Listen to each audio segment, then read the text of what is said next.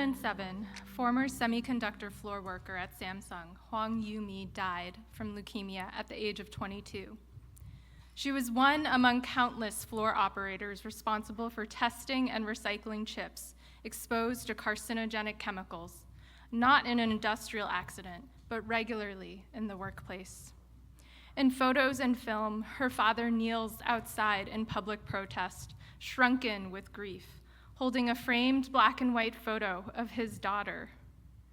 Wang Yumi's parents would go on to form the coalition, Supporters for Health and Rights of People in the Semiconductor Industry, to demand justice and occupational regulations from the Korean government and Samsung, building on a long history of activism by semiconductor workers and their allies across the Pacific, like the Silicon Valley Toxics Coalition.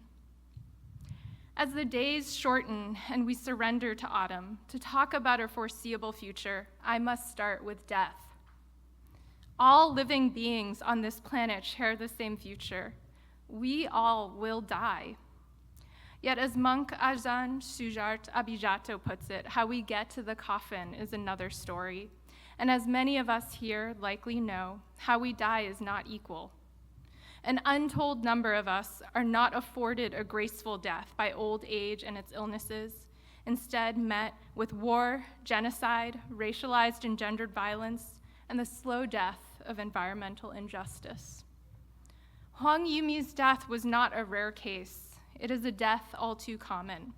In a recent 2023 study, researchers found that among the majority female semiconductor floor operator workforce, there was a threefold increase in mortality from leukemia alone, along with elevated mortality rates of cancer and lymphoma.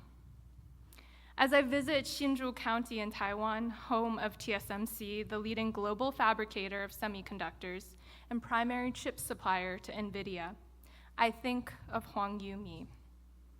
In a taxi to the Hsinchu Science Park, where the pipes in TSMC's signature red poke out from glass-clad fabrication facilities, I think of how she died on her way to the hospital in her father's taxi cab. In the science park, I watch one cargo truck after another carrying containers of water and hydrochloric acid.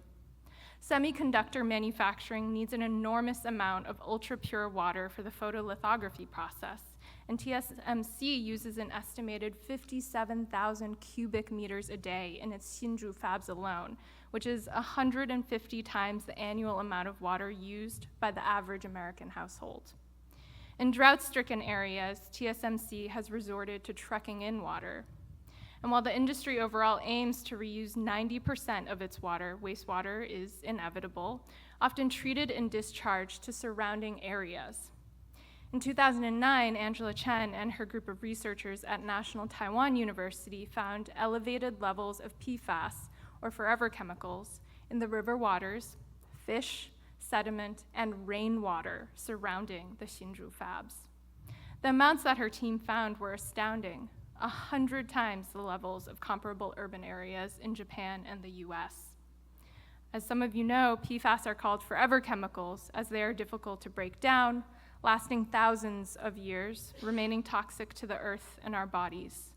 Despite the known harms of PFAS, semiconductor industry lobbying groups have successfully managed to avoid environmental scrutiny and regulation. In the US, some environmental groups have raised these concerns after the passage of the CHIPS Act.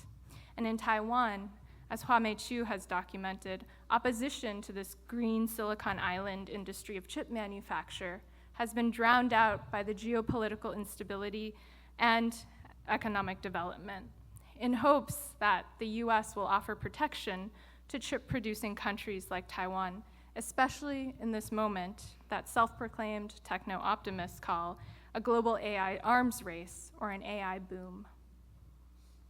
In this AI boom, I am often told, stories about toxic exposure like Wang Yumi's are pessimistic footnotes to a seemingly optimistic future filled with the possibility that AI will solve the industry's environmental impact, from creating full automation in fabs to someday more low-carbon, ethical extraction of resources for chips.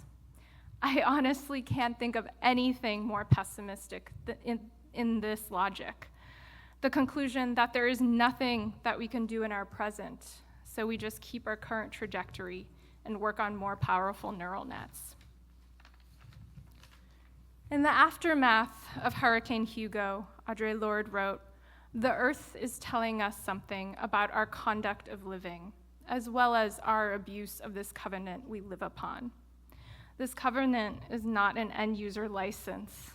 In response to our climate crisis, if we keep asking supply chain questions, if we keep asking carbon market questions, we'll keep getting the same answers. There are many of us, including those of us in this room, who are shifting toward a new conduct of living and computing, countless fellow researchers, artists, activists, and engineers. We recognize that computing must be redefined. It must have a different relationship with Earth.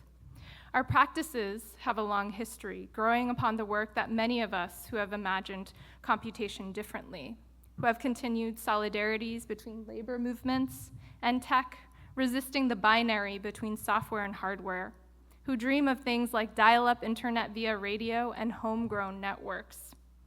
We know that our work is nothing short of reinventing what computation is.